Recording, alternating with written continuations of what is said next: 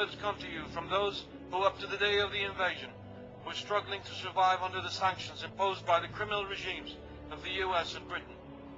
We are simple people who chose principles over fear. We have suffered crimes and sanctions, which we consider the true weapons of mass destruction. Years and years of agony and despair, while the condemned UN traded with our oil revenues in the name of world stability and peace. Over 2 million innocents died waiting for a light at the end of a tunnel that only ended with the occupation of our country and the theft of our resources. After the crimes of the administrations of the US and Britain in Iraq, we have chosen our future, the future of every resistance struggle ever in the history of man.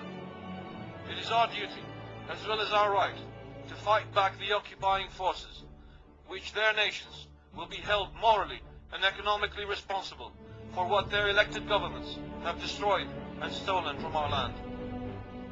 We have not crossed the oceans and seas to occupy Britain or the US, nor are we responsible for 9/11. These are only a few of the lies that these criminals present to cover their true plans for the control of the energy resources of the world in face of a growing China and a strong unified Europe. It is ironic that the Iraqis are to bear the full face of this large and growing conflict on behalf of the rest of the sleeping world.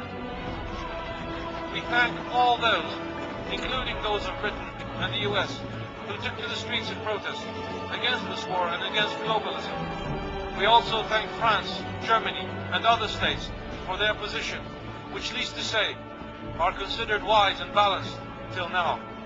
Today, we call on you again. We do not require arms or fighters, for we have plenty. We ask you to form a worldwide front against war and sanctions, a front that is governed by the wise and knowing, a front that will bring reform and order, new institutions that would replace the now corrupt. Stop using the US dollar, use the euro or a basket of currencies. Reduce or halt your consumption of British and US products. Put an end to Zionism before it ends the world. Educate those in doubt of the true nature of this conflict, and do not believe their media, for their casualties are far higher than they admit.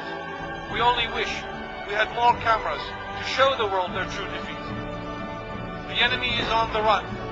They are in fear of a resistance movement they cannot see nor predict. We now choose when, where and how to strike.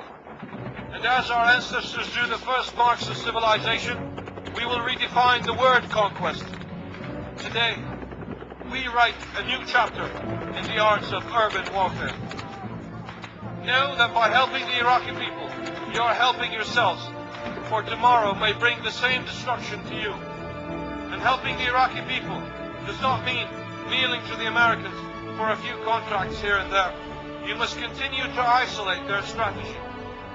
This conflict is no longer considered a localized war, nor can the world remain hostage to the never-ending and regenerated fear that the American people suffer from in general. We will pin them here in Iraq to drain their resources, manpower and their will to fight. We will make them spend as much as they steal, if not more. We will disrupt, then halt the flow of our stolen oil, thus rendering their plans useless. And the earlier a movement is born, the earlier their fall will be. And to the American soldiers, we say, you can also choose to fight tyranny with us. Lay down your weapons and seek refuge in our mosques, churches and homes. We will protect you, and we will get you out of Iraq, as we have done with a few others before you. Go back to your homes, families and loved ones. This is not your war, nor are you fighting for a true cause in Iraq. And to George W. Bush, we say, you have asked us to bring it on, and so have we, like never expected. Have you another challenge?